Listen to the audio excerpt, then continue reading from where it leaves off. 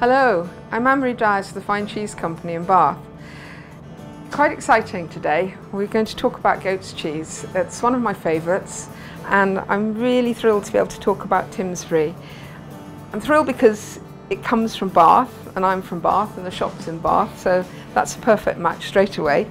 It's probably the last cheese we will see now this year. It's a cheese that starts in March and we have the privilege of it throughout the summer, and then it leaves us in the autumn.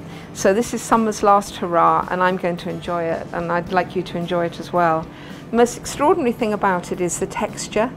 It really is like a sort of delightful mousse. You could almost spread it thickly on bread or just let it melt in your mouth. That's one of the things that I like to do with it.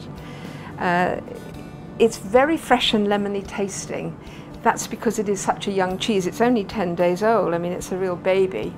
And it's still a little bit wet around the edges. That's quite natural because the cheese is still draining and still sort of releasing its liquor. When it grows up a little bit, it turns into Timsborough, which is Mary's ripened cheese. And there's a major difference in the texture. From being a mousse, it turns into ice cream. And the flavour changes from being lemony to being mellow, but still with a melt in the mouth texture. People very often ask me, how do you cut a pyramid? Well, I guess carefully, like everything. But you know that awful moment when the cheese board comes round and you're the first person to have to cut the cheese and you have presented with this and you really don't want to do the wrong thing? Well, let me tell you, the wrong thing is to cut it like that. There is an etiquette to cut a pyramid, and once you know how to do it, you can show it off to your friends. It's very simple. So the idea is that everyone should have the same amount of rind. And the way you do it is you cut from the middle, and then you cut out a section this way, and it will come out very beautifully, I hope. There we go. It doesn't want to come, but it will come. There we go. Let it drop. So that is how you cut a pyramid. You cut a portion and you leave it beautiful. And then the next person comes along and they do a similar thing. They go to the corner, cut it to there, fair piece. Unless you're feeling greedy, I guess you could have a bigger piece. And there we go. And you see you're leaving your cheese still looking quite smart. I do love cooking.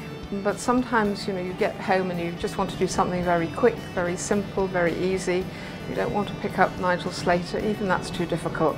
And all you do is you take a simple ramekin that you have at home, and you take, I would cut about 1/3 of that cheese and plop it into the dish. And then if you have walnut oil at home, well, brilliant, that's particularly nice with goat's cheese. But olive oil is also extremely delicious. So all you have to do is drizzle a little, pop it in the oven for probably about 10 minutes, really hot oven, until you can see it bubbling.